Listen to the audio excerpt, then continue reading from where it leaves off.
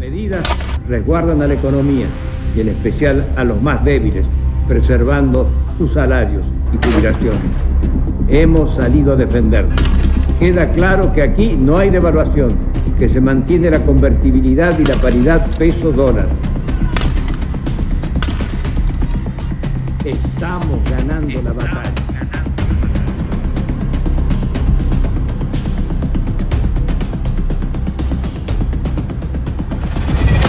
Se cumplen 20 años de la mayor crisis de nuestra historia, marcada por muchísima violencia, como la que se vivió aquí, en el techo de esa escuela, la número 756, cuando Pocho Leprati le gritaba a los policías que estaban parados sobre Circunvalación: bajen las armas, acá solo hay pibes comiendo. Con El Litoral, llegamos a Rosario para mostrarte cómo se vivió aquel diciembre de 2001.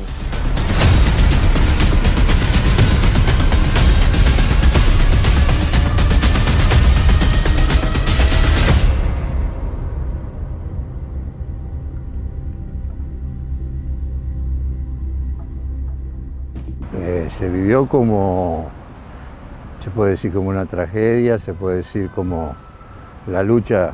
Yo lo primero que rescato es que se reafirmó una vez más algo que yo vengo planteando en mis investigaciones históricas y políticas, de que, por eso los titulo esta maldita costumbre de matar, 1, 2, 3 distintos artículos, que la clase dominante en la Argentina siempre los conflictos sociales, políticos y económicos los ha resuelto a través de la violencia. Tenemos una larga historia de muerte y de represión. Aquí en Rosario mismo tenemos el primer obrero asesinado en 1901, Gómez Budillavich, en una huelga en refinería. Fue el primer obrero asesinado. Tenemos obreras asesinadas en 1928.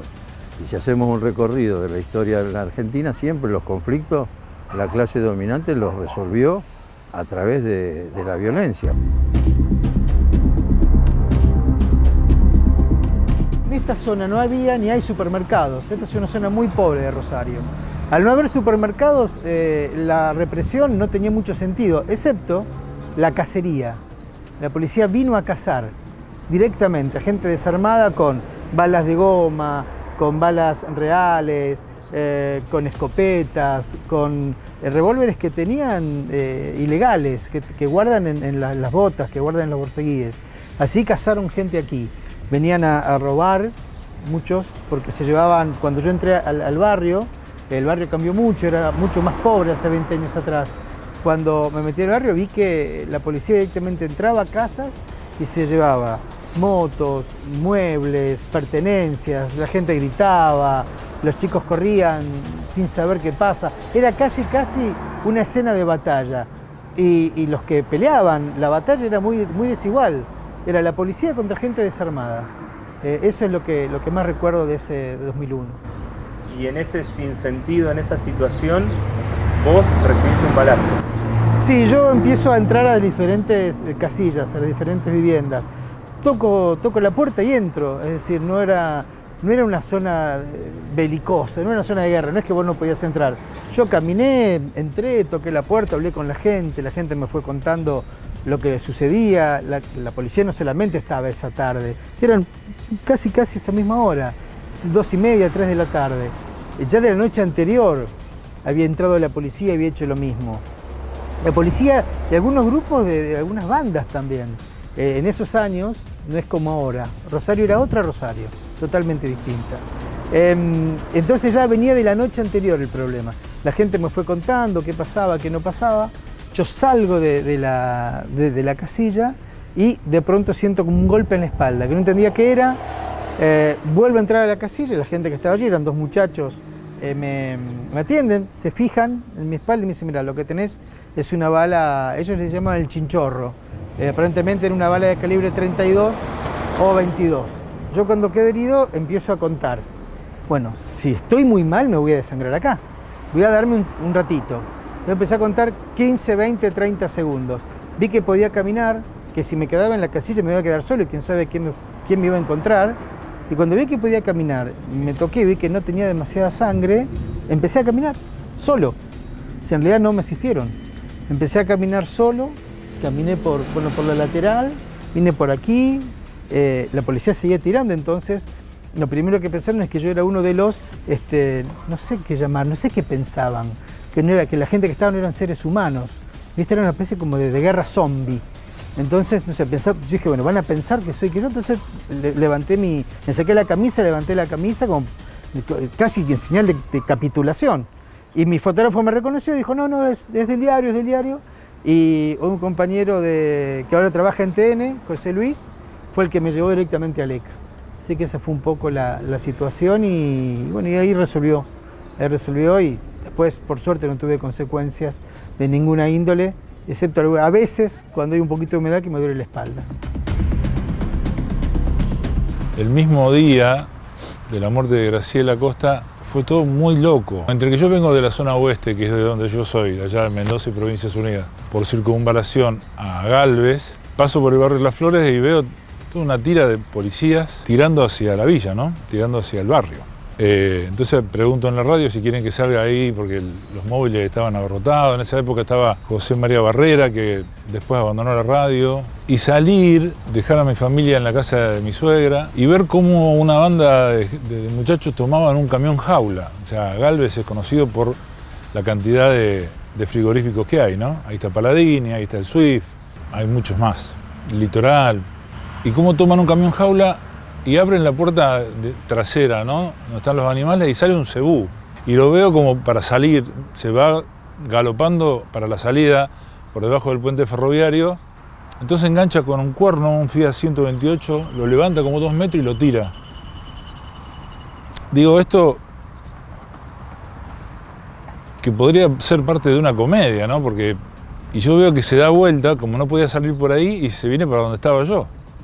Entonces yo me subo al auto, yo en esa época tenía un Sierra, y agarro la primera calle que puedo, miraba por el espejito y venía tocotó, el cebú. Y yo di la vuelta a la derecha en la primera cuadra que pude y el cebú siguió para el lado del río, para abajo. Que habrá sido asado para mucha gente, pues imagínense ese cebú, ¿no? Y de ahí me mandan a la salida de Galvez, en la rotonda, que está yendo para Arroyo Seco, donde hay un supermercado muy famoso. En ese supermercado yo dejo el auto a media cuadra, camino por la calle y cuando veo lo que veo me quedé como paralizado porque no lo podía creer.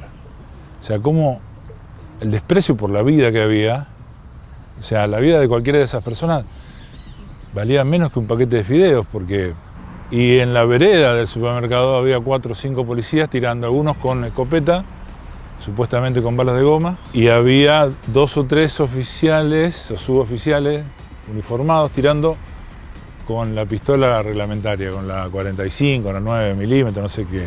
Y tiraban así tipo, eso me llamó la atención, tipo mafioso, tipo gángster. O sea, no tiraban así, tiraban así. Y a la altura media, o sea, a la altura de... Y le tiraban a la gente que estaba enfrente, o sea, estábamos hablando de cruzar una calle nada más. O sea, que no hubo más muertes, no sé por qué. Cuando dejan de tirar, uno de los oficiales viene y me dice, vos sos como Dios. Yo no sabía cómo contar lo que estaba viendo. Está en todos lados. Eso me lo acordé después, porque yo en realidad lo que quería saber era, porque no tengo un conocimiento sobre armas, si para esas armas reglamentarias de la cintura, 9 milímetros, 45, no sé cómo se llaman, si también tenían postas de goma para eso. Y ahí este oficial me dice la frase que, junto con un estudio de balística, va a terminar siendo condenado por 11 años. Y me dice, a estos negros de mierda, si no es con plomo, no los corremos.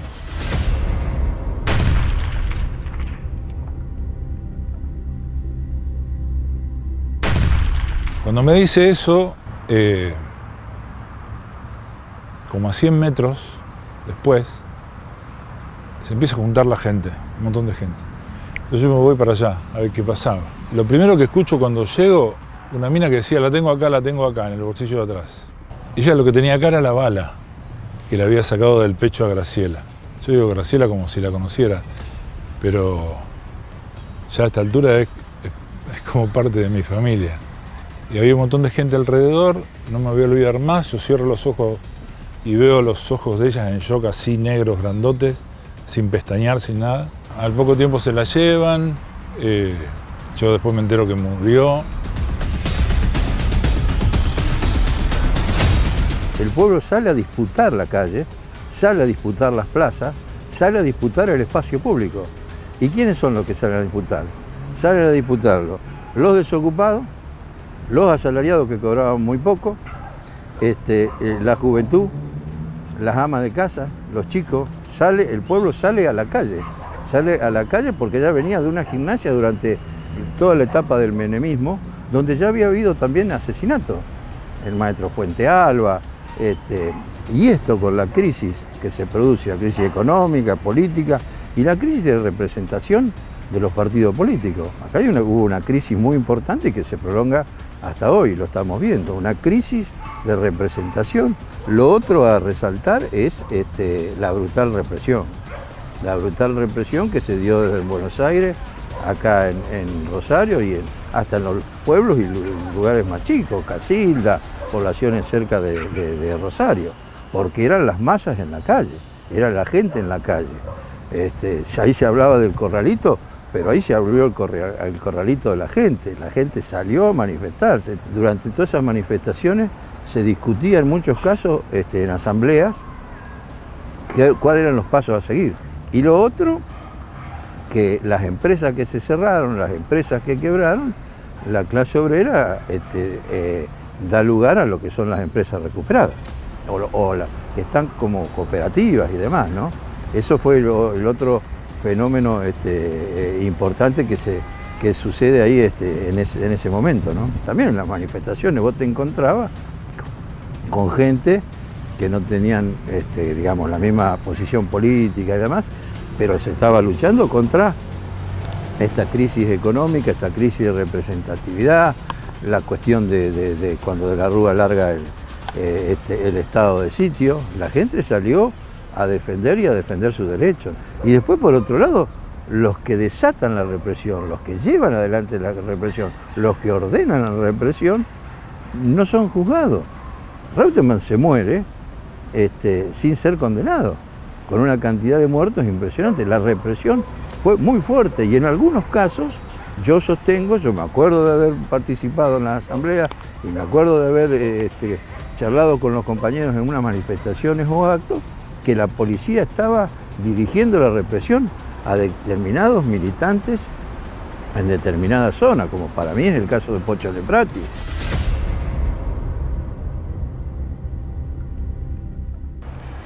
Y ese día nosotros trabajamos hasta el mediodía. Después, bueno, había compañeras nuestras que se quedaban a la tarde porque trabajaban en otro lado a la mañana. Y bueno, les avisaron que se tenían que ir porque había problemas en la ciudad. Ellas no entendían muy bien qué era porque estaban acá. En esa época no había celular, no había nada, si no te avisaban. Bueno, salieron por una de estas calles, bueno, ahí se empezaron a ver las corridas y sentían los tiros y eso. Y acá quedaron profes que venían a la nocturna, siempre hubo escuela nocturna. Y bueno, se subieron al techo con Pocho a ver qué pasaba del lado de la colectora, porque acá ya estaban cocinando para los chicos que venían para la vespertina. Y ahí cuentan que bueno, que ellos vieron que venía una familia y venía gente de allá y de allá, había corridas, pero vieron que había una familia que era de acá. Entonces ahí fue que dijo algo así como que no disparen, que acá hay chicos comiendo y ahí, bueno, fue que lo mataron.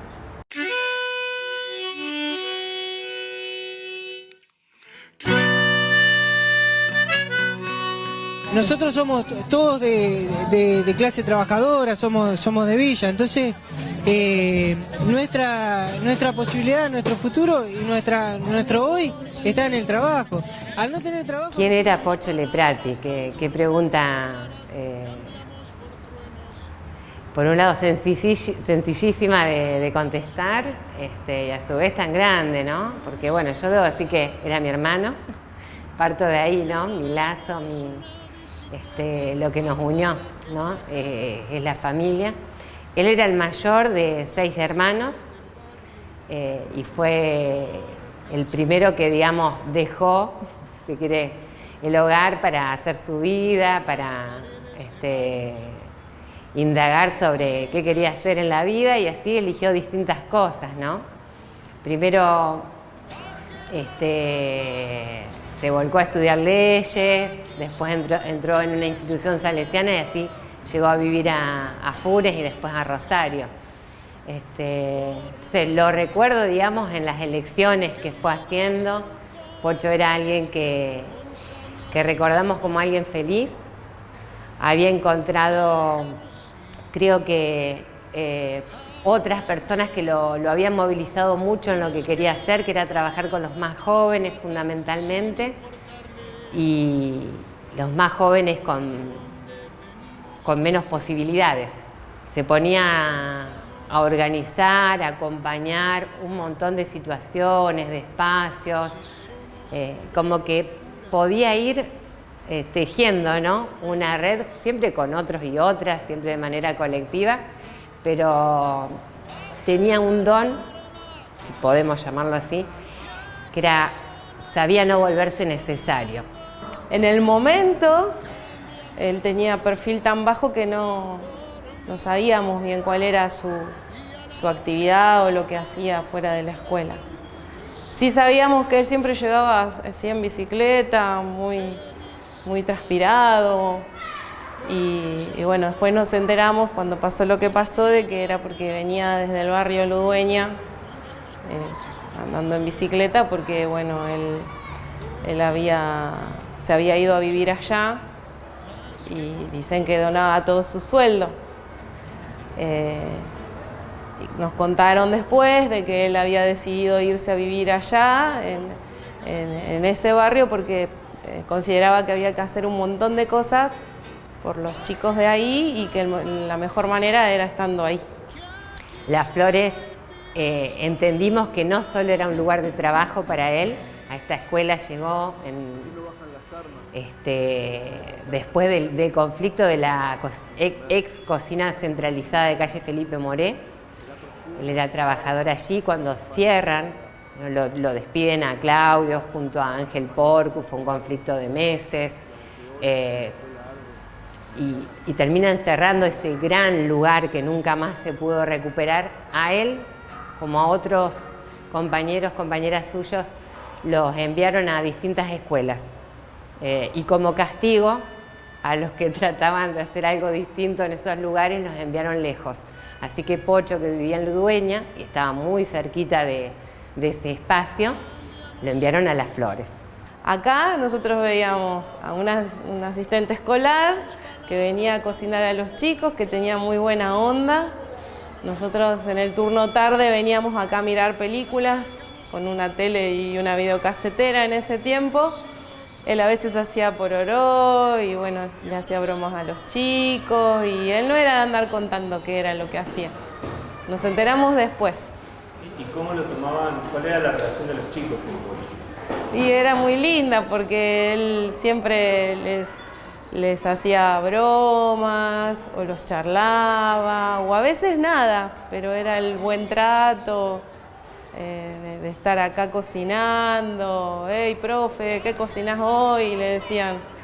Y bueno, eso era lo que yo pude más ver, porque ya te digo, era perfil tan bajo que nos enteramos de su obra después de que lo mataron. Ese 19 concretamente, de diciembre de 2001, fue el día más triste de mi vida, sin duda. Todas hemos perdido a personas queridas, seguro. Y nadie está preparado, siempre decimos lo mismo, es un camino que se va haciendo, pero ya había como también una preparación en lo que se estaba viviendo, ¿no? Un momento muy triste para el país, En aquel momento yo vivía en Entre Ríos junto con mi familia. Así recibimos la noticia. Estábamos justo charlando de los acontecimientos cercanos, de lo que pasaba, por ejemplo, en Concepción del Uruguay, que es una ciudad no muy grande. Y bueno, se hablaba allí de los primeros saqueos en el país, se hablaba. Yo había estado en la ciudad en ese mismo día, el 19, había visto cómo habían cerrado todos los locales comerciales, cómo la gente estaba con miedo, cómo había policía cuidando fundamentalmente comercios, ¿no? Sobre todo. Y estábamos compartiendo todo eso que vivíamos cercanamente, como también esas imágenes que nos llegaban desde la tele, ¿no? Y así llegó la noticia telefónicamente del asesinato de Pocho, que un rato más tarde lo escuchábamos también en la tele, donde ya lo estaban dando en algunos programas, ¿no? Como un asesinado más de ese momento, que lamentablemente los titulares no acompañaban lo que estaba pasando, ¿no? No era un muerto de la crisis, no era no, era verdaderamente el Estado que no respondió a lo que estaba sucediendo, a los múltiples reclamos de la gente en la calle. Y como siempre, la única respuesta estatal es la represión, incluso como en ese caso, llevándose la vida de un montón de gente. Acá en Santa Fe el número más alto de víctimas fatales en relación a la cantidad de habitantes de todo el país, casi 40 en la Argentina. Y bueno, a casi 20 años seguimos diciendo que no, estos asesinatos cometidos por el Estado siguen impunes. Bajen las armas, que aquí solo hay pibes comiendo. Y en esos lugares soñamos con un mundo distinto, o sea, como dicen los zapatistas, un mundo donde quepan todos los mundos.